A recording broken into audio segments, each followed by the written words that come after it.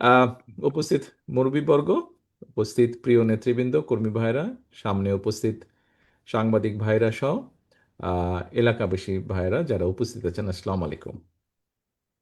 আসলে আজকে তো আমাদের এখানে ঠিক এইভাবে অনুষ্ঠান বা আনুষ্ঠানিকতার কোনো বিষয় ছিল না। অ্যাকচুয়ালি মোতালেব সাহেব উনি পুরনো মানুষ, দলের একজন পুরনো নেতাকে আমি একটু দেখতে চেয়েছি, কথা বলতে চেয়েছি।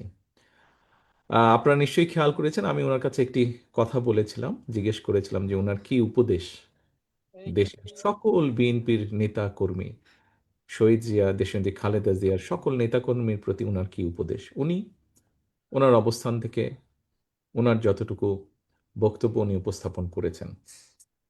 আহ, একই সাথে আমাদের পিরোজপুর জেলার আহ্বায়ক সাহেব নজরুল সাহেব উনি ওনার বক্তব্যে একটি কথা বলেছেন।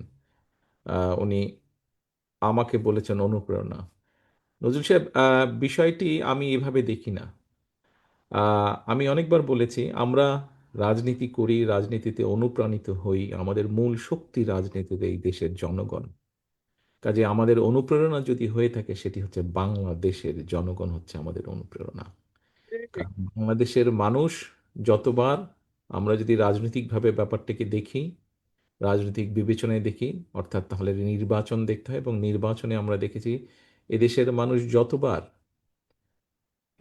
সুযোগ পেয়েছে স্বাধীনভাবে ভোট দেবার, তারা বিএনপির পক্ষেই রায় দিয়েছে। কাজে এটাই প্রমাণ করে যে এই বাংলাদেশের মানুষই হচ্ছে বিএনপির আস্থার প্রতীক বা পরিপূরক একজন আরেকজনের।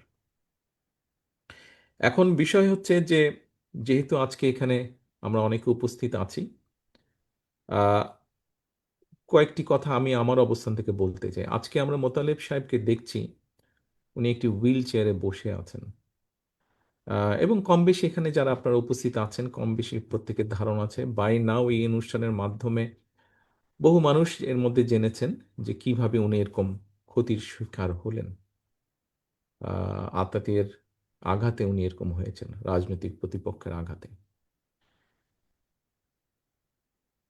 প্রিয় সহকর্মী বৃন্দ, প্রিয় উপস্থিতি বৃন্দ, আমি বহু বছর যাবৎ প্রবাসে আছি, থাকতে বাধ্য হয়েছি আমি বিভিন্ন কারণে। সেই প্রসঙ্গে আমি গেলাম না বিস্তারিত আলোচনায়। দেখুন, আমাদের সহ, আমাদের দলের সহ বহু মানুষ বিভিন্নভাবে বিগত 17 বছর তো অবশ্যই, গত বছর জুলাই মাসে তো অবশ্যই অবশ্যই, এবং তারও আগে বিভিন্ন সময়ে মানুষের অধিকার প্রতিষ্ঠা করার জন্য, সেটি ভোটের হোক, রাজনৈতিক হোক, সাধারণ মানুষের অর্থনৈতিক স্বাধীনতার ক্ষেত্রেই হোক, বহু আন্দোলন হয়েছে দেশে, বহু সংগ্রাম হয়েছে, বহু নির্যাতন হয়েছে, বহু মানুষ শহীদ হয়েছে। আসুন আমরা সকলে মিলে, অনেক হয়েছে, ইনাফ, বহু মানুষ নির্যাতিত হয়েছে, বহু মানুষ হত্যা হয়েছে, শহীদ হয়েছে, ইনাফ। আসুন আমরা সকলে একটা জায়গায় আসি, মতভেদ ভেদাভেদ কমিয়ে নিয়ে আসি। আমরা আমরা কথা বলি। বিভিন্ন রাজনৈতিক দল আছে, তাদের বিভিন্ন আদর্শ থাকতেই পারে, সেটাই থাকাটা স্বাভাবিক। আমরা বহুদলীয় রাজনীতিতে বিশ্বাস করি, বিভিন্ন রকম মত মত থাকবেই, এটাই স্বাভাবিক।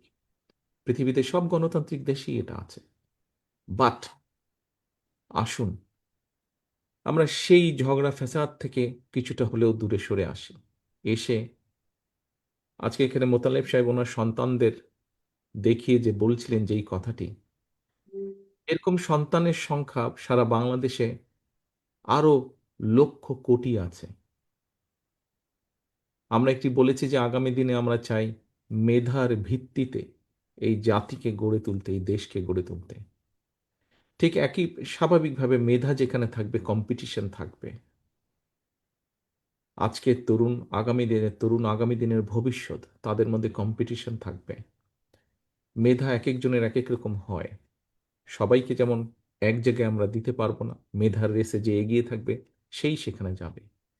কিন্তু যারা যেতে পারবে না, তাদেরকেও আমাদের ব্যবস্থা করতে হবে।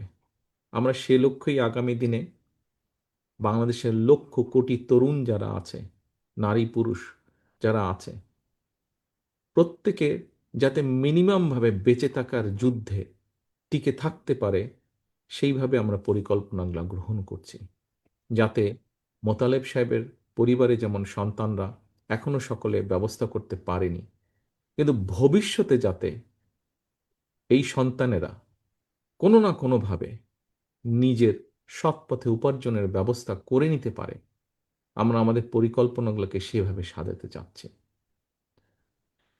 একজন রাজনৈতিক কর্মী হিসাবে আমি যেরকম আমার দলের পরিকল্পনা তৈরি করছি কিভাবে আগামী দিনের তরুণ প্রজন্মকে বিভিন্নভাবে কর্মসংস্থানের ব্যবস্থা করব, আমি যেমন আমার দলের রাজনৈতিক কর্মী হিসাবে পরিকল্পনা করছি, তৈরি করছি কিভাবে আগামী দিনে, একটু আগে রিজভী ভাই যেটা বললেন, লক্ষ লক্ষ মানুষ এই দেশের হাসপাতালের মেঝেতে শুয়ে থাকে, যাতে এইটিকে ধীরে ধীরে এই চিত্রের পরিবর্তন করা যায়, মানুষের কাছে যাতে মিনিমাম হলো একটু ভালো চিকিৎসা ব্যবস্থা পৌঁছে দেওয়া যায়, সেই পরিকল্পনা গ্রহণ করছে।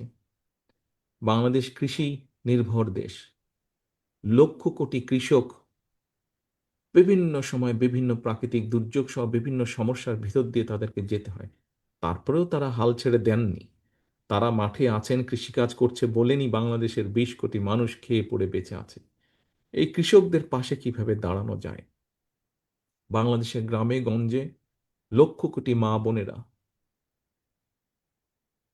তাদেরকে কিভাবে আরেকটু স্বাবলম্বী করে গড়ে তোলা যায়, তাদেরকে কিভাবে আরেকটু অর্থনৈতিকভাবে শিক্ষার আলোকে গড়ে তোলা যায়, সেই পরিকল্পনা আমরা গ্রহণ করছি।